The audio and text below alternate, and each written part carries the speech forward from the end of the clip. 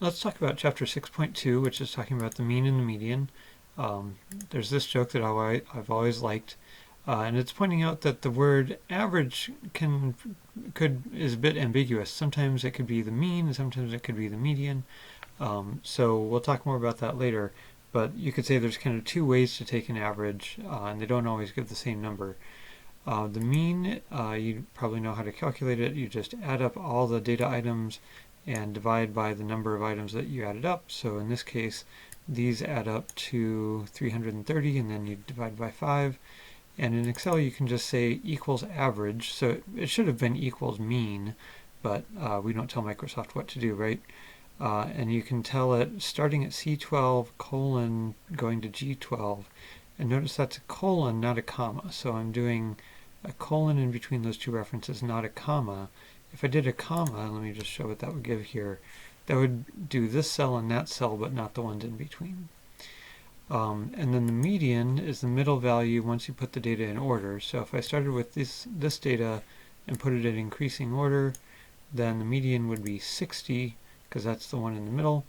You can do that in Excel for any data set. It doesn't have to be in order. So here's the same data set as up here. It's not in order, and Excel behind the scenes will put it in order and then pick the middle one. And if there's an even number of items, like 6 items here, there's no item exactly in the middle like here. So we take the 2 items that are closest to the middle and then take the mean of those. And Excel does that for you. You just tell it take the median of that big block of data. So remember, the median is the value that divides the data 50% on this side, 50% on that side.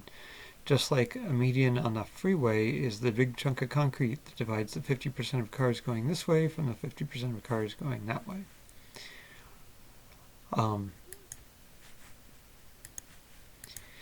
So let's get toward talking about when would you use the mean or the median.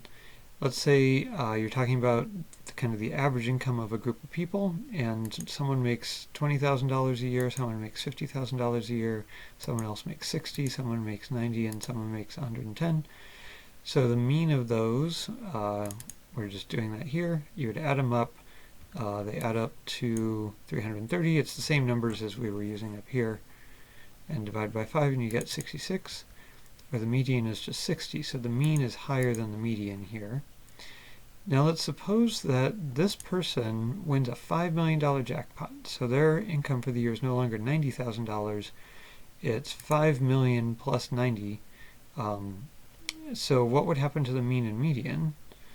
Well, the mean, now you've got that big number in there that's really affecting your sum, and so the mean goes way up. But what happens to the median? Well, that middle number, 60, is still the middle number. These two numbers aren't quite in order anymore, but they're still both to the right, both larger than 60.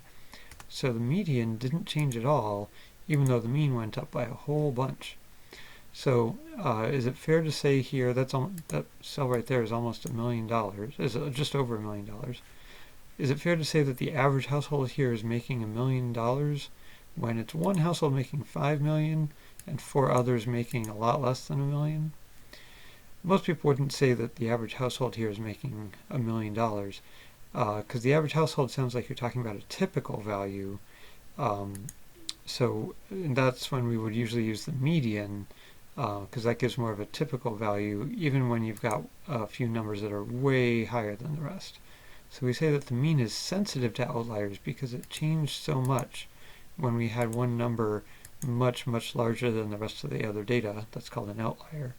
But the median didn't change at all, so we say the median is not sensitive to outliers. Sometimes when we want to talk about an average value, we want something that is sensitive to outliers if the total is really important, and other times we want something that's not sensitive to outliers. So that's how mean and median behave when there are outliers.